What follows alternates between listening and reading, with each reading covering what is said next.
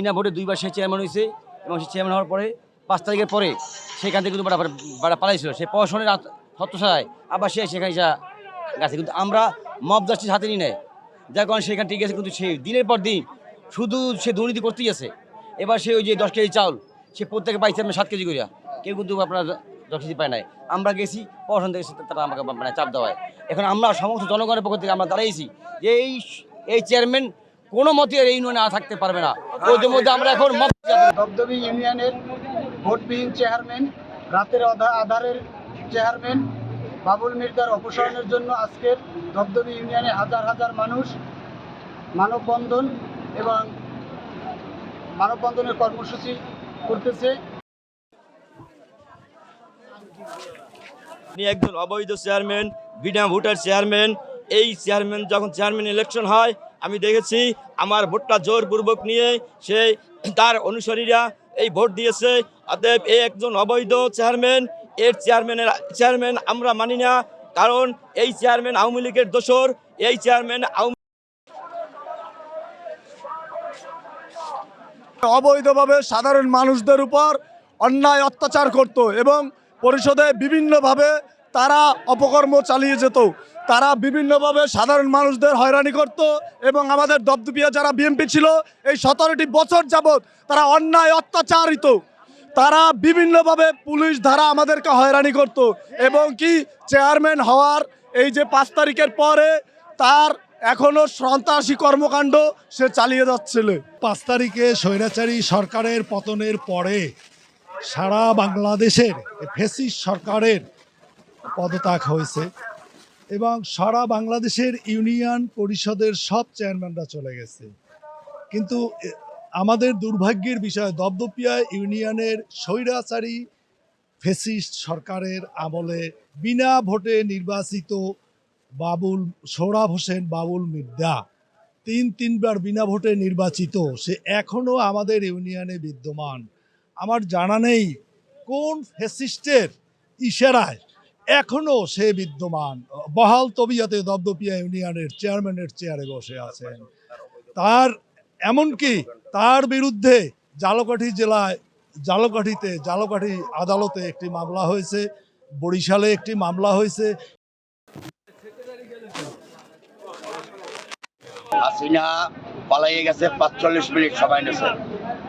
আমরা তারা 24 ঘন্টা সময় দিতে রাজি না। আমরা বিএনপি নেতাকর্মী যারা আছি এবং সভ্য শান্ত বিএনপি যারা করি তারা আমরা 24 ঘন্টা টাইম দেব না। শুধু সাধারণ মানুষের আকাঙ্ক্ষা সে 45 মিনিট সময় আগে চলে যাবে, কারণ হাসিনা গেছে 45 মিনিটে, তার একটু কম সময় লাগতে পারে। এই জন্য এবং এই অবৈধ এবং বিনা ভোটের বাবুল মির্জা চেয়ারম্যান, শুধু তাই না, সে বর্তমানে প্রত্যেকটা 9টা ইউনিয়ন আমাদের 9টা ইউনিয়নে প্রত্যেকটা জায়গায় শ্রমিক লীগের লোক শ্রমিক দলে ঢুকাইতেছে, যুবলীগের লোক যুবলীগে ঢুকাইতেছে তার ইশারায়। এবং আমরা যারা জেল খাটছি, 7বার জেল খাটছি, আমি নিজের 7বার জেল খাটছি, গাড়ি পড়া মামলা, সব মামলায়। কিন্তু আমাদের আজকের কোথাও কোনো সব আওয়ামী লীগের লোকজন। এই শুধু একমাত্র বাবুল মির্জার নির্দেশে এবং বাবুল মির্জার কালা কানুনে আমরা তার অপসারণ চাই এবং তার 24 ঘন্টা সময় দিতে আমরা রাজি। এবং এই যে পিছনে একটা ব্যানার আছে, যাই দেখেন, আনোয়ার হোসেন লেখা, সে করছে সারা জীবন শ্রমিক লীগ এবং তার গায়ে মুজিব করছিল, মুজিবের সালানা। এবং প্রত্যেকটা অনুষ্ঠানে প্রত্যেকটা সমাবেশে বাবুল মির্জার লাগে আমি আইলে তার লগ গেছে। আজকে সে ব্যানারে দেখি আজকে সে শ্রমিক দলের সভাপতি। এটা কে করলো, কার ইশারায় হইলো? আমার ইউনিয়ন বিএনপি তথা থানা বিএনপি, জেলা বিএনপির কাছে আমার অনুরোধ, আমি সাধারণ কর্মী জানতে চাইছে কিভাবে এইভাবে ঢুকলো সে শ্রমিক লীগে। বিএনপি এত বড় দলের ভিতরে সেই শ্রমিক লীগের লোকটা শ্রমিক দলে ঢুকলো। এবং সাইফুল মেম্বার, সে ব্রিজ খাইছে, স্কুল খাইছে আমার 6 নম্বর ইউনিটে, সে এখনো সে বহাল বইতেছে এবং আওয়ামী লীগের লোকজন নিয়ে মিটিং মিছিল করে। আমরা বাধা দিতে গেলে পিছনে কিছু লোক টাইনে ধরে, এখন কিছু বললো না, বলবো কোন সময় আমাদের শেষ হয়ে গেলে।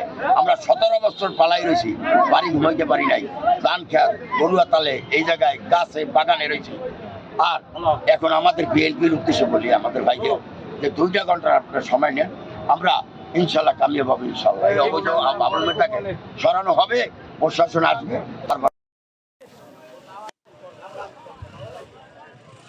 অবৈধভাবে দপ্তর ইউনিয়নে তবিল তহবিলতে রয়েছে। আমরা বাবুল মির্জাকে চেয়ারম্যানের অতি শীঘ্রই তাকে ইউনিয়ন পরিষদ থেকে অবসর চাই।